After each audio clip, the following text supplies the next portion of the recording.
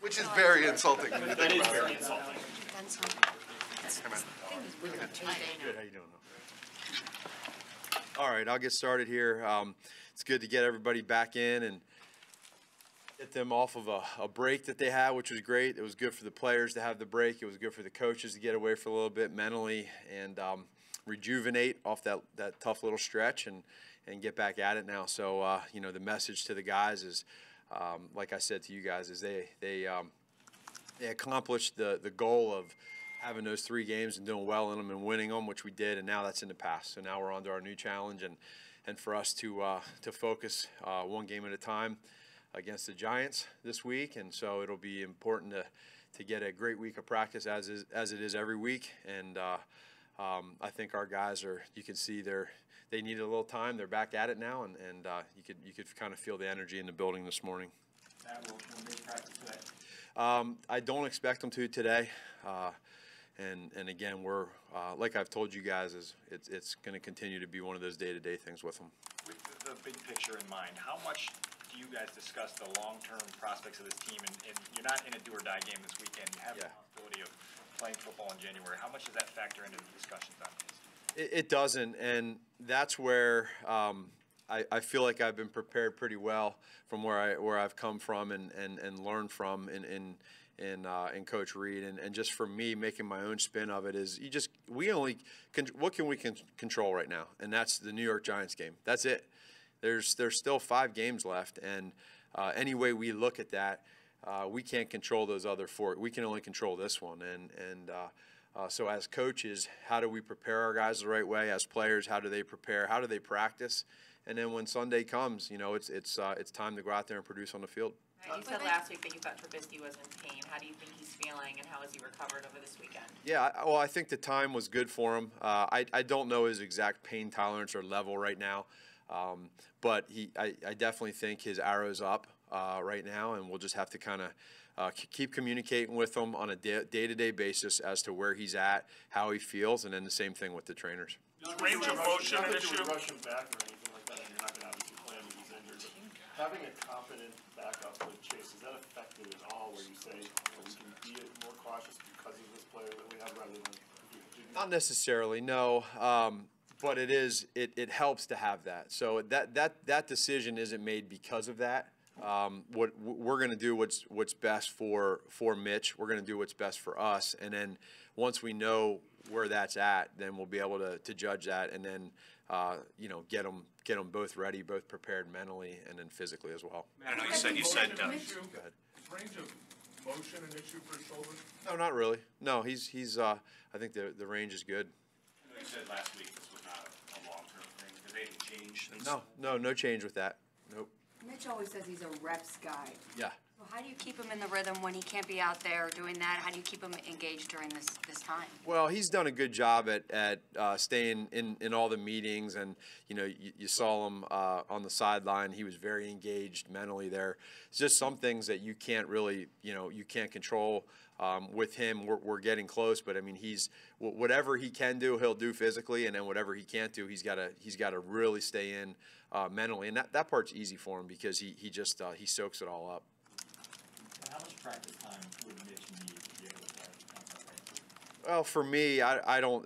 I think it's a good question, but I for him, you know, it's he really, well, he hasn't been in this situation before, so I feel like the time that he's put in this season with the reps that he's had, it helps him for being prepared that if the decision is that we end up going his way, I'm not concerned.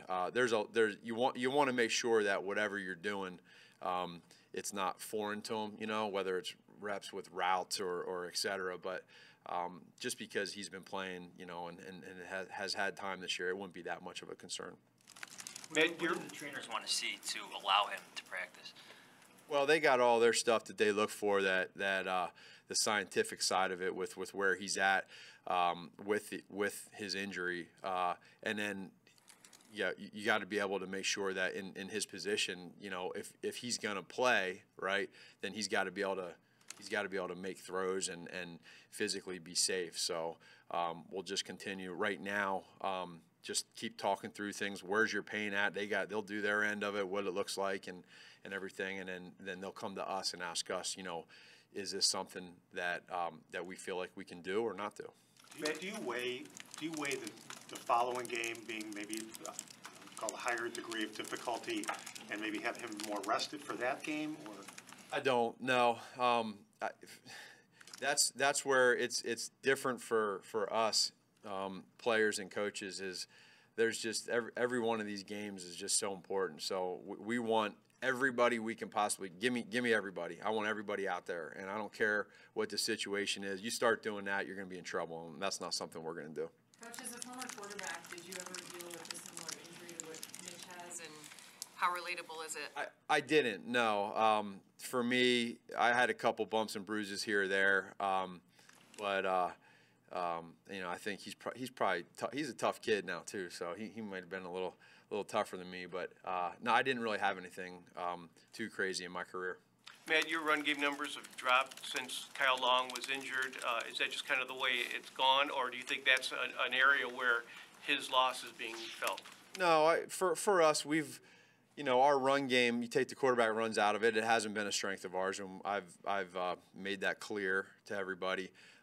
Kyle's a great part to our offensive line and what we do in the run and pass game. So whether there's a coincidence there or not, I can't quite answer that. But I feel like it's definitely not because of one person. This has to be a little kind of difficult for him. He's been through all the bad times, and now he's on the sidelines for the good times.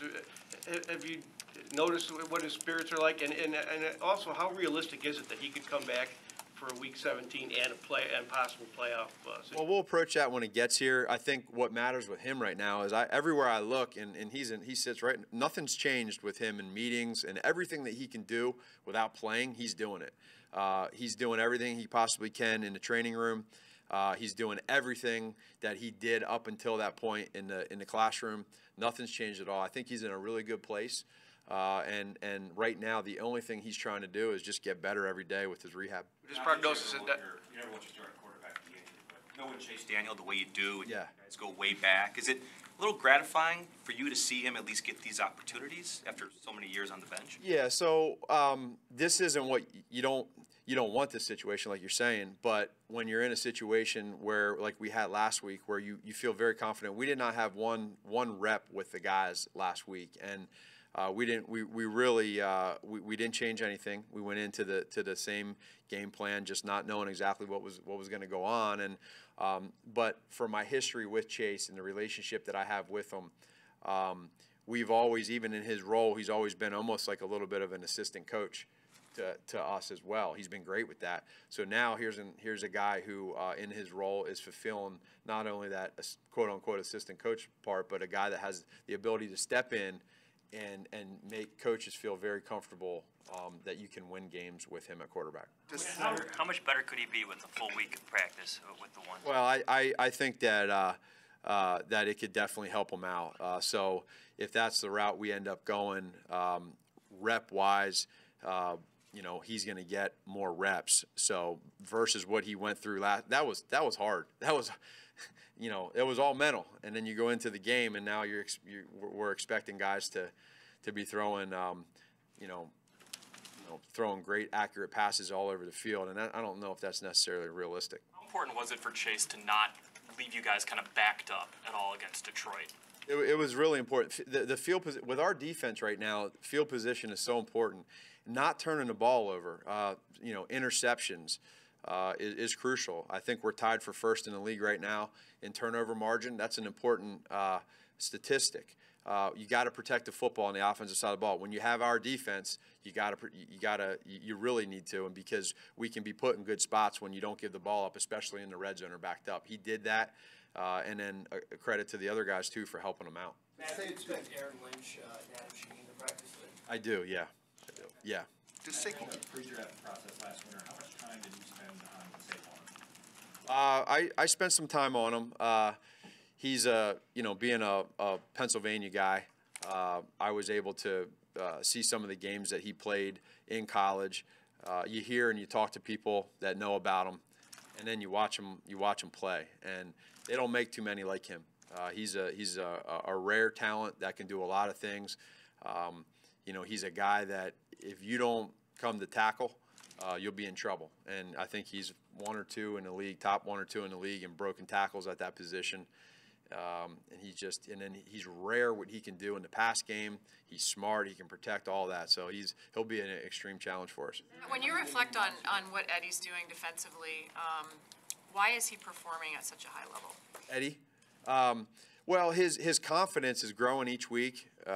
He's an opportunistic guy. He studies a lot of tape, which I think sometimes can become undervalued in this game, and he does a great job at that. He's a student of the game, and he recognizes when to take chances. So he is opportunistic, but he's smart in when to take chances and when not to. So he's been having a great year.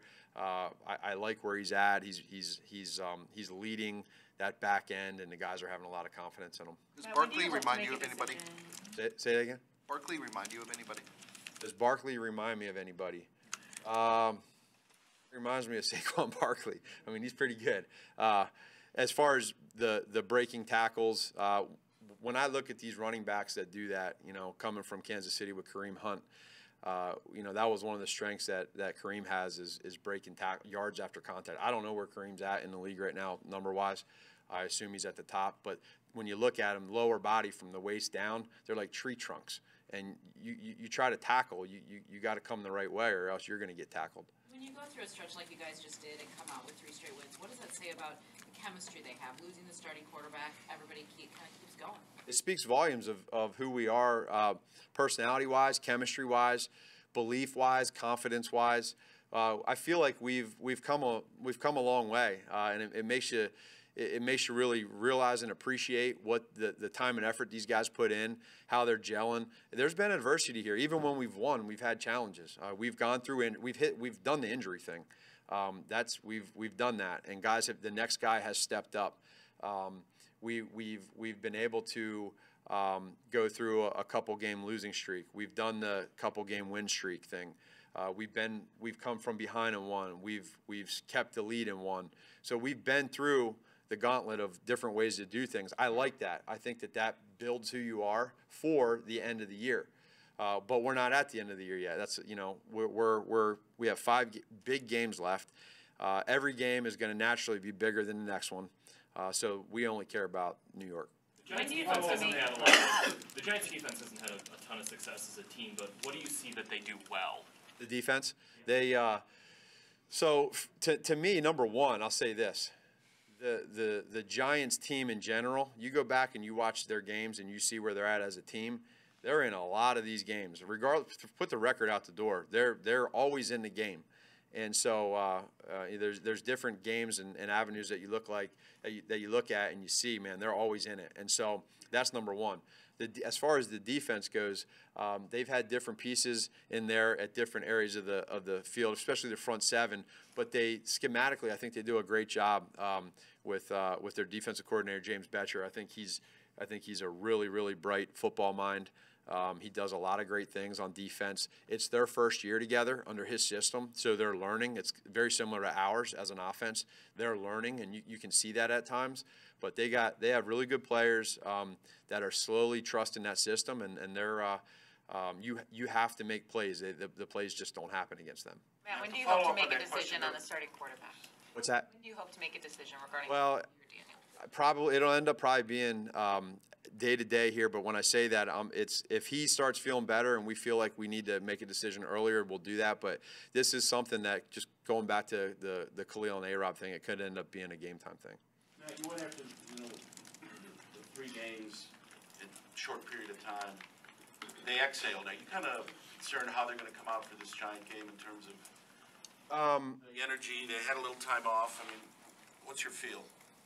No, I'm not, just because I feel like if there was going to be an exhale, there might have been. They had every reason in the book to have an exhale after a big Monday night win, or whatever it was, the Sunday night win against the Vikings, and exhale and have every excuse in the book to come out flat against Detroit, and they didn't. And so that teaches me who they are, and they're grown men that understand where we're at right now, and they take this game very seriously. They understand that they need to be professionals, and right now I think we've put ourselves in this spot, it's my job to make sure that we stay in it. Guys, great. Thanks, Matt. Thank you. Thank you.